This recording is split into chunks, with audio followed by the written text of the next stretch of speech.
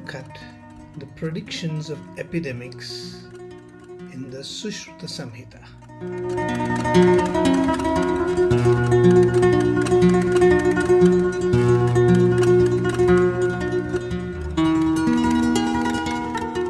Sushruta was one of the earliest whistleblowers, warning the possibility of respiratory illnesses of epidemic proportions afflicting human settlements.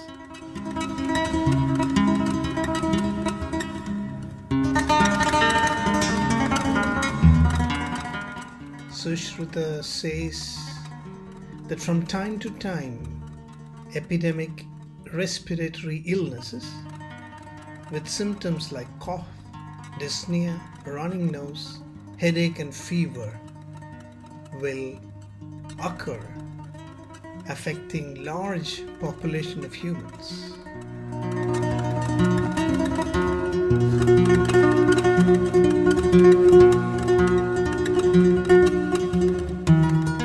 People will be affected irrespective of constitution.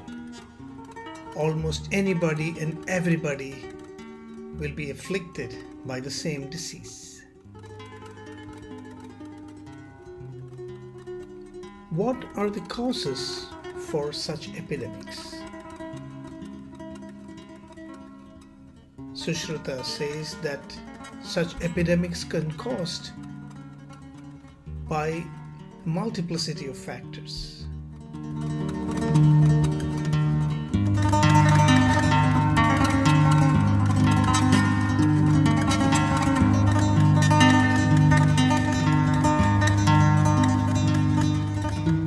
The major causes of epidemics are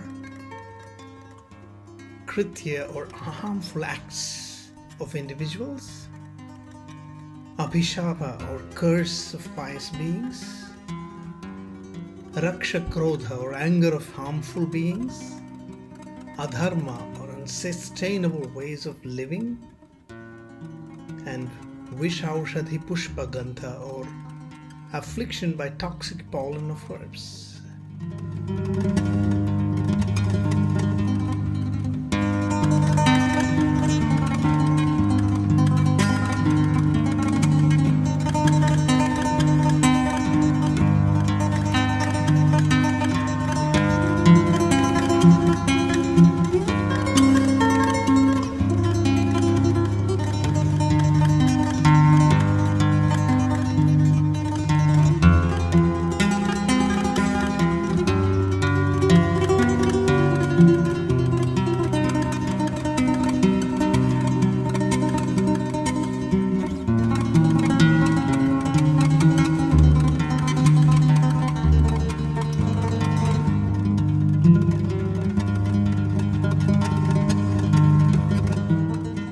Raksha krodha or the anger of invisible beings.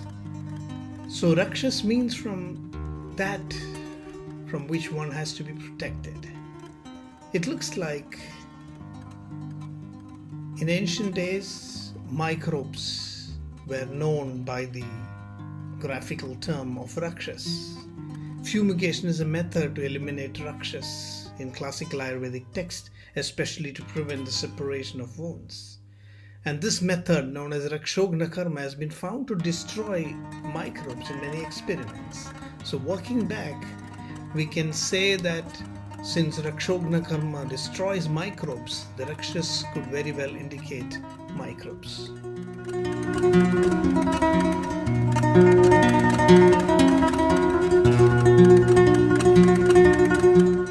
Adharma includes all the acts of human beings that are not sustainable for the environment and human society, leading to gross imbalances in nature, creating all kinds of calamities.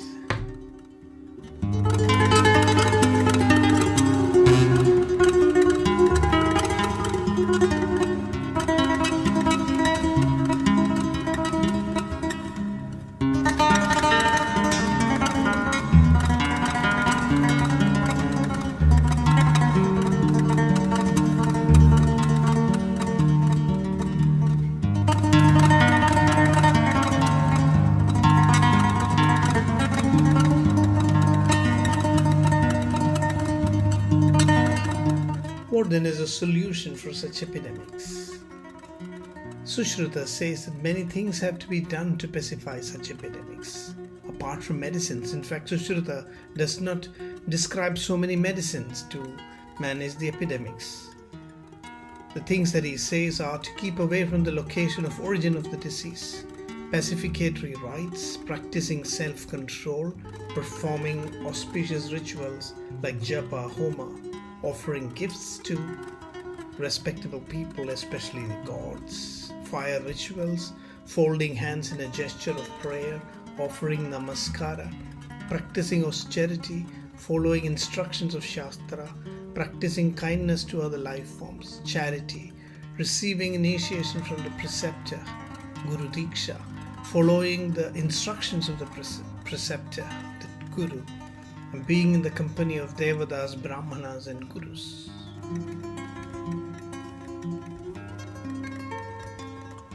The first and foremost measure is Thana Parityaga, keeping away from the places where exposure to the disease can occur. This is the first and foremost step in mitigation of such epidemics. It's very much like lockdown, quarantining and isolation that will have to be enforced during an epidemic sometimes.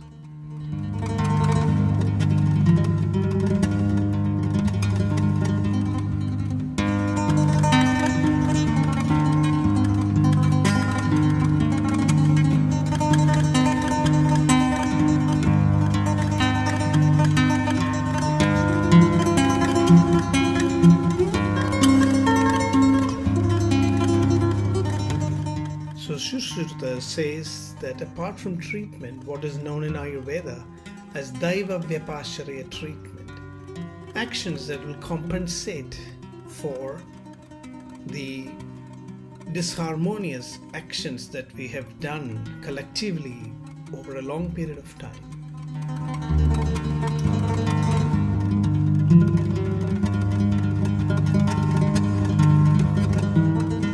Prayaschitta is one of the measures to overcome epidemics.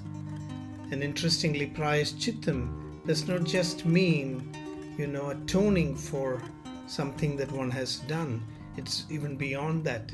It means getting engaged with one-pointedness in tapas or self-transformation. So the message is that epidemics come with the message that we have to reflect and change the ways of our life by bringing about a transformation in our thoughts, words, and deeds.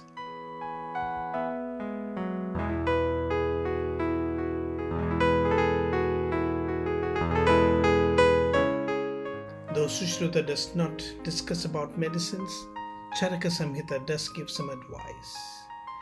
Charaka says that medicines collected at the time of the epidemic will not be effective. They have to be prepared specially, made highly potent, anticipating the epidemic, especially cleansing therapies and immune-stimulating medicines. Rasayana should be administered. This is a very specific advice from Charaka, in addition to the advice given by Sushruta. So boosting the immunity of the individuals is the best bet to overcome the epidemic.